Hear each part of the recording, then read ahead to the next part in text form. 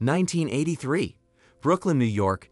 Two high school boys dream of becoming famous rappers. Cheeky classmates think that bespectacled Christopher Wallace will never make the cover of a magazine because he's fat and ugly. The guy is a straight-A student. He lives in the dangerous Bed-Stuy neighborhood. His mother is very protective of the boy and won't even let him go for a walk.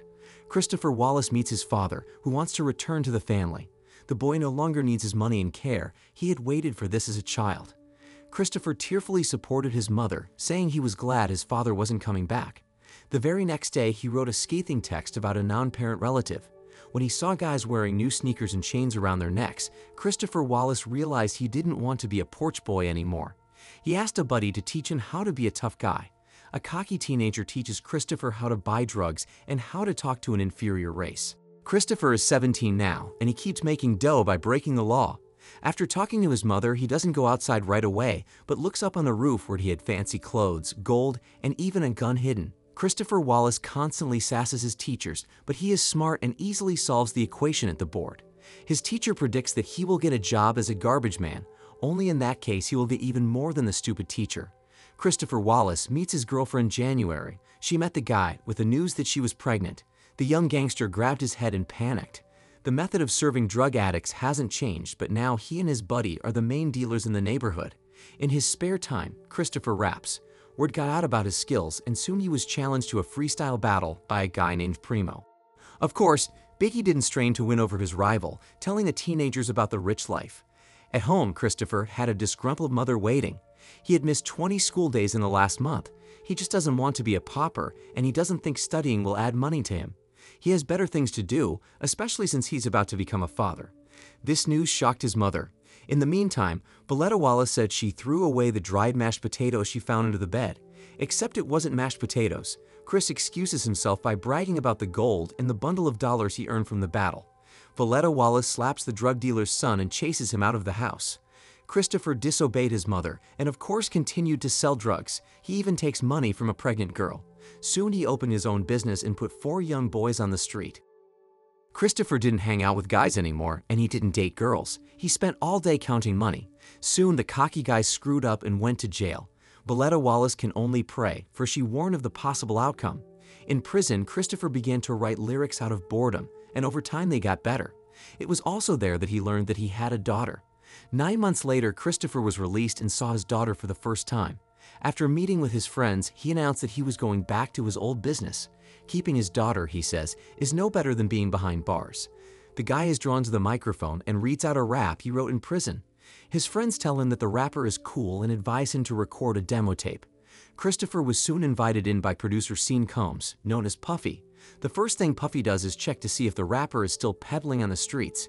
He doesn't want a man who'd go to jail at any time. Christopher is now 19. Puffy promises him that if he picks up his head and trusts him, he'll be a millionaire by the time he's 21. The guy could become as significant a figure for the East Coast as other popular entertainers. Christopher flirts with a local girl and they immediately hook up. A producer arrives at Christopher's house and informs him that he's been fired. This means that the studio recording and contract are ruined. Regardless, he advises the performer not to go back to trading on the street. Christopher, of course, did not listen to him, and soon he and Damien were arrested. Not only that, a gun was found with the friends. One of them was bound to go to jail for possession of an unregistered weapon. It is up to them to decide who it is. Even though it's Christopher's gun, the buddy wants to take the blame. The guy has a chance to get through, and he's looking at a minimum of 5 years for a second record. Damien backed up his friend, and he was let go right away. Biggie went to see the producer at his private studio. He is mesmerized by the sight of his professional equipment. All Sean Combs has to offer him so far is a tour of notorious public Bggars universities. An unknown rapper was introduced on stage, and no one gave a damn about him. However, when Biggie started reading about skipping school, groping girls at 13 and pulling a gun under his t-shirt, the students loved it. Backstage, the famous rapper Tupac Shakur was listening to him. Suddenly a crowd ran onto the stage and got into a scuffle. Luckily, it was a production, part of the show. That's how Notorious finally won the hearts of the audience. Biggie now hangs out with Tupac Shakur, who everyone respects. Once Chris pointed out that his girlfriend had a good voice when she was singing along to the radio. He promised to make her famous. In the evening, the mother reprimands Christopher for not visiting her daughter for a long time and wonders what kind of a normal man would call himself Puffy. When the son mentions his producer, Puffy's friend, stands up for the guy and says he's working hard. Afterward, Voletta Wallace admits to her son that a tumor has been found in her breast and she will undergo surgery as early as next week. After this news, Christopher just runs away from both his mother and the problem. After finding out why Christopher is always sad, the guy tells him that he needs to man up and be there for his mother. A couple of weeks go by. Puffy's business improved and went from strength to strength. He started a record label with a star and handed Biggie a check for $60 million. Voletta Wallace was released from the hospital. The studio recorded Notorious' first single. Except for the usual rap though, he has to do one snotty song so it can be played on the radio. Biggie has no desire to talk to his daughter. At Biggie's studio, he mostly fools around, but when he has to, he turns on and produces quality lyrics. That's how the new star Notorious B.I.G. caught fire. Bad Boy Entourage released his debut album, titled Ready to Die. Now Biggie feels like a big shot. At the album release party, his buddy Tupac Shakur came up to congratulate him. Christopher is still dating, but sometime during a photo shoot, Biggie meets the new singer, Faith, and starts hitting on her. Pretty soon, Biggie did what he did and kissed her. 3 weeks later, he drags Faith down the aisle. The only trouble was that he was already producing his ex, and she made a scene right during the recording session. Yes, he pulled her from the bottom, but that kind of thing is very hard for her to put up with. One day the girl came to Biggie's new lover and asked him to tell her that Christopher would visit her at least once in a while. One day during a conversation with his wife, Christopher asked her not to call that hotel room, saying that Mark and some girl would be having fun here. Faith realized that the case was unclear and, posing as a maid, broke into the room. That's right, her husband was cheating on her. The singer beat the lady up and left. Later, Christopher came to the studio to make up with his wife and promised that it won't happen again. Christopher's relationship only worsened because of the girl's popularity. Christopher's new songs are blowing up the charts. The guy visited his hometown. The rapper is constantly appearing on magazine covers. Only his good friend Tupac Shakur was perhaps more popular than him. One day, Tupac Shakur and his guys came to the skyscraper where Biggie was recording. There he was attacked and robbed by armed men. Biggie went down in the elevator to see what happened, at which point the police arrived. Tupac Shakur was shot 5 times. He's sure he was set up by the East Coast guys, specifically his rapper friends. Later at the award ceremony, Tupac Shakur's producer insulted the producer and advised the young rappers not to record. That's how the man got the West Coast-East Coast war started. Journalists are pouring on the fire, claiming the Biggie song is an excuse to mock the armed attack on Tupac, even though Notorious has stopped performing it. Tupac Shakur releases his insulting song, in which he lashes out at Biggie. The guy ignores it all, but he is blown away when he sees Tupac Shakur on the cover of a magazine with his wife. When the woman was being interviewed, he pounces on her with his fists and accusations of cheating. The producer asked him to calm down, especially since a contract has just been signed, thanks to which the performer can get $5 million. The woman gathers her things, and Biggie apologizes once again, but Faith is tired of forgiving him. Before another award ceremony, Notorious received a phone call from Vesaid and threatened him with death. He recently found out that Faith was pregnant by him. At the end, he got angry when instead of size 49 shoes, he got a size 46.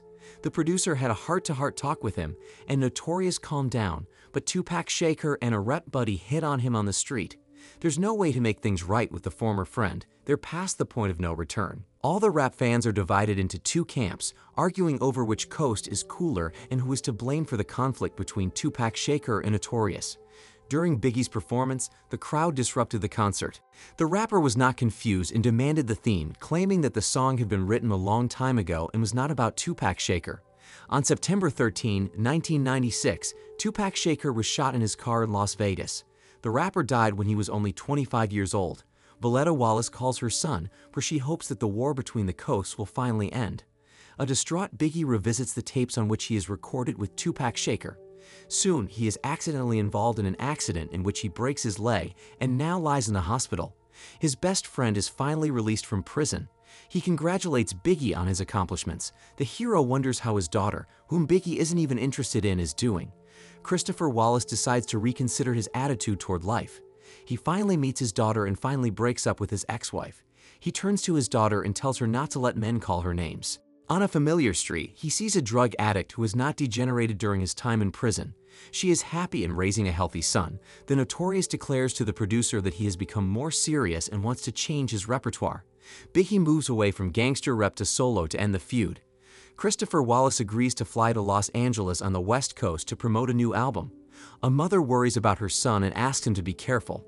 On March 8, '97, Christopher Wallace, leaning on a cane, planned to meet his daughter again. He was being watched from his car. One of his boyfriends got a call and threatened that Notorious wouldn't leave here. At first, Christopher Wallace didn't want to go to the party, but then he got braver and agreed to hang out. He called his ex-wife to get her to bring him his son too. A lot of hip-hop stars showed up at the party. Everything was going great, but the fun was suddenly interrupted. The fire department arrived and shut down the party due to overcrowding in the hall. On his way out of the building, Christopher Wallace called his ex-wife and apologized. The car with Christopher Wallace stopped at a red light and another car pulled up next to it. The shooter rolled down his window and fired 6 shots. 4 of the bullets hit the target, namely Christopher Wallace. His friends immediately took him to the hospital, but half an hour later, Christopher Wallace died. The funeral was attended by all his loved ones. His mother had to bury her son, who had not even turned 25 years old. Valletta Wallace asked that a hearse with Christopher drive through his home neighborhood. Lots of people lined the road to see off the local celebrity. Notorious Bggars didn't live to see the release of his second album. It was called Life After Death, and it sold 10 million copies.